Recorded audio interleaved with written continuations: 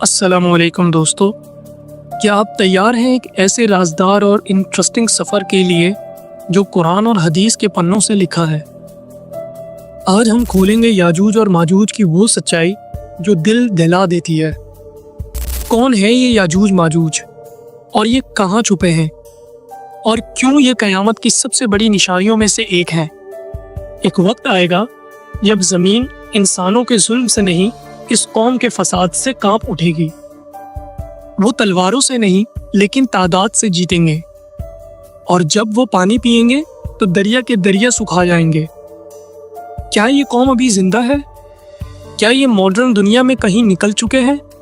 اور سب سے اہم سوال، ان کا خاتمہ کیسے ہوگا؟ تو یہ دلچسپ کہانی شروع کرتے ہیں۔ اینڈ تک میرے ساتھ رہیں کیونکہ یہ راز آپ کی سوچ بدل دے گا۔ چلیے شروع کرتے ہیں۔ یاجوج ماجوج کا ذکر قرآن پاک میں سورہ کہف اور سورہ انبیاء میں ملتا ہے۔ یہ دو قبائل ہیں جو اللہ نے دنیا میں پیدا کیے، اور ان کا فتنہ اتنا بڑا ہے کہ قیامت کے قریب یہ دنیا میں تباہی مچائیں گے۔ لیکن ان کی کہانی ذوالقرنین کے بغیر ادھوری ہے۔ تو یہ ذوالقرنین کون تھا؟ ذوالقرنین ایک نیک اور طاقتور بادشاہ تھا جسے اللہ نے زمین پر حکومت اور قدرت دی تھی، جس کا نام سورہ کہف میں آیا۔ اس کا اصل نام قرآن میں نہیں دیا گیا، لیکن اسے ذوالقرنین کہا گیا، یعنی دو سنگوں والا۔ یہ دو سنگوں سے مراد اس کی حکومت کے ایریاز بھی ہو سکتے ہیں، یعنی مشرق سے مغرب تک کی حکومت۔ تفسیر کے مطابق ذوالقرنین ایک مومن اور انصاف پسند حکمران تھا۔ وہ ہر طرف سفر کرتا، مغرب، مشرق اور بیچ کے علاقوں میں بھی۔ تاریخی طور پر کچھ لوگ سمجھتے ہیں کہ وہ یا تو سائرس دی گریٹ تھا یا کسی اور مضبوط بادشاہ کا نام ذوالقرنین تھا، لیکن قرآن صرف اس کے کردار، انصاف، دیوار کے کام پر فوکس کرتا ہے۔ ذوالقرنین کے دور میں یاجوج اور ماجوج یہ لوگوں کے قبیلوں پر حملہ کرتے، ان کے میدان تباہ کرتے اور امن کو ختم کرتے۔ جب ذوالقرنین ایک سفر کے دوران دو پہاڑوں کے درمیان پہنچا تو وہاں کے لوگوں نے اس سے شکایت کی کہ ذوالقرنین، یاجوج اور ماجوج زمین میں فساد کر رہے ہیں، اور لوگوں نے ذوالقرنین سے مدد مانگی کیونکہ ان کا فساد برداشت سے باہر تھا۔ ذوالقرنین نے اللہ سے دعا کی اور اللہ کی رحمت سے انہیں ایک ایسا طریقہ ملا جسے یاجوج اور ماجوج کا فتنہ روکا جا سکتا تھا۔ ذوالقرنین نے اللہ کی مدد سے ایک ایسی مضبوط دیوار بنائی جو لوہے اور تانبے کے مواد سے تیار کی گئی تھی۔ یہ دیوار بننے کا ذکر قرآن میں موجود ہے، اور سورہ کہف میں آیت 97 میں اللہ تعالیٰ فرماتا ہے، جس کا ترجمہ ہے، لوہے کے بڑے ٹکڑوں کو دو پہاڑوں کے درمیان بھرا گیا اور اسے آگ سے گرم کیا گیا، اور پھر جب وہ سرخ ہو گئے تو پگھلا ہوا تانبا اس پر ڈالا گیا۔ اس طرح ایک ایسی مضبوط دیوار بنی، نہ تو یاجوج ماجوج اس پر چڑھ سکے اور نہ ہی اس میں سوراخ کر سکیں۔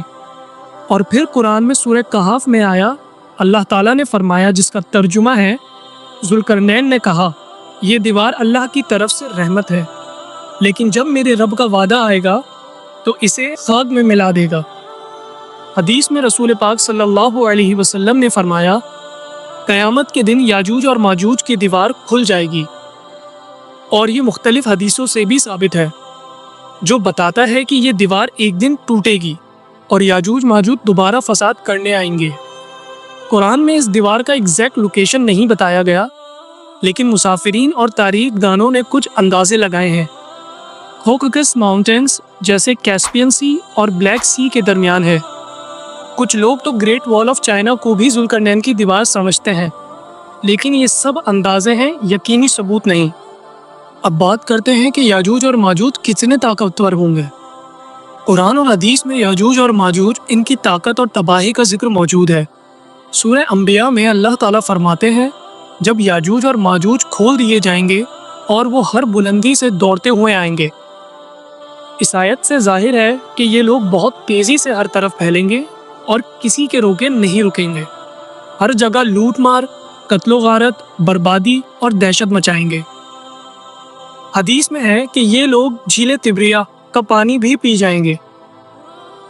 وہ ہر چیز کو کھا جائیں گے، ہر راستے کو رون ڈالیں گے اور ہر مخلوق کو قتل کرتے چلے جائیں گے۔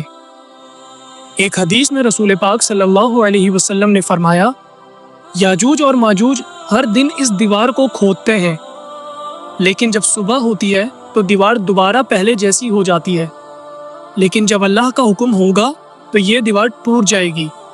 اس حدیث سے پتہ چلتا ہے کہ یاجوج اور ماجوج کی طاقت بہت ہے، لیکن اللہ کے حکم کے بغیر یہ کچھ نہیں کر سکتے۔ صحیح مسلم سے روایت ہے کہ رسول پاک صلی اللہ علیہ وسلم نے فرمایا، یاجوج اور ماجوج کے بعد قیامت قائم ہو جائے گی۔ یہ حدیث بتاتی ہے کہ یاجوج اور ماجوج قیامت کے بہت قریب آئیں گے۔ جب دیوار ٹوٹنے کے بعد دنیا میں تباہی مچائیں گے تو ان کا فتنہ بہت شدید ہوگا۔ وہ ہر طرف پھیل کر لوگوں کو تکلیف دیں گے اور زمین پر فساد برپا کریں گے، لیکن اللہ انہیں ختم کرنے کا بندوبست کرے گا۔ حدیث کے مطابق جب یاجوج اور ماجوج کا ظلم حد سے گزر جائے گا تو حضرت عیسیٰ علیہ السلام اور ان کے ساتھ والے مومنین اللہ سے دعا کریں گے اور اللہ ان کی دعا قبول کرے گا اور یاجوج ماجوج کے خلاف ایک خاص قسم کی بیماری بھیجے گا۔ صحیح مسلم میں اس بیماری کا ذکر ہے جسے کیڑا یا نغف کہا گیا ہے۔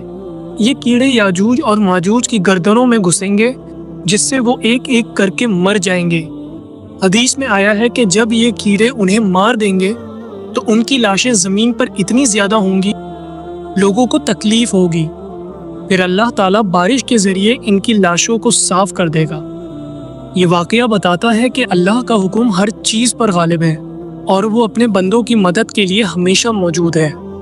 دوستو، یاجوج اور ماجوج کا واقعہ صرف ایک کہانی نہیں بلکہ ایک بڑا سبق ہے۔ یہ ہمیں بتاتا ہے کہ اللہ کی قدرت ہر چیز پر ہے۔ فساد اور فتنہ کتنا بھی بڑا ہو، اللہ اسے ختم کرنے کی طاقت رکھتا ہے۔ ہمیں اپنے ایمان کو مضبوط کرنا ہے، قرآن اور سنہ پر عمل کرنا ہے اور قیامت کی نشانیوں سے ہوشیار رہنا ہے۔ جو اللہ پہ یقین رکھتا ہے اس کے لیے کوئی بھی ظلم بڑا نہیں۔ تو دوستو، یہ تھا یاجوج اور ماجوج کا مکمل تذکرہ قرآن اور حدیث کی روشنی میں۔